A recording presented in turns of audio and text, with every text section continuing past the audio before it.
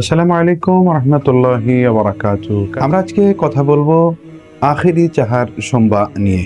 যে এই দিনটি হলো রাসূলুল্লাহ সাল্লাল্লাহু আলাইহি ওয়াসাল্লামের জীবনে দুনিয়ার হায়াত শেষের মুহূর্তে, শেষের পূর্বে আল্লাহর হাবিব সাল্লাল্লাহু আলাইহি ওয়াসাল্লাম অসুস্থতা থেকে সুস্থতা লাভ করেছিলেন, যেটি হলো সফর মাসের শেষ বুধবার। ঘটনাচক্রে আমরাও সফর মাসের শেষ বুধবারে আজকে উপনীত হয়েছি এবং এই দিনটি হলো রাসূলুল্লাহ সাল্লাল্লাহু আলাইহি ওয়াসাল্লামের অসুস্থতা থেকে সুস্থ হয়েছেন।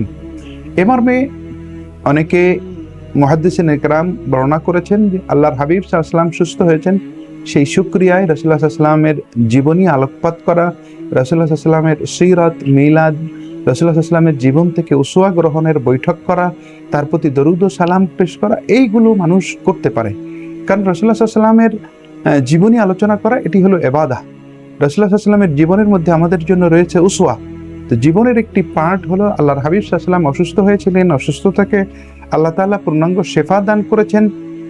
যিনি আমাদের জন্য রহমতের কারণ, তিনি অসুস্থতা থেকে সুস্থতা লাভ করেছেন। এটির শুকরিয়া আদায় করার জন্য কোরআন ও সুন্নাহ বর্ণিত যে কোনো নেক আমল, নফল ইবাদত বন্দেগী নফল নিয়াতে করতে পারে।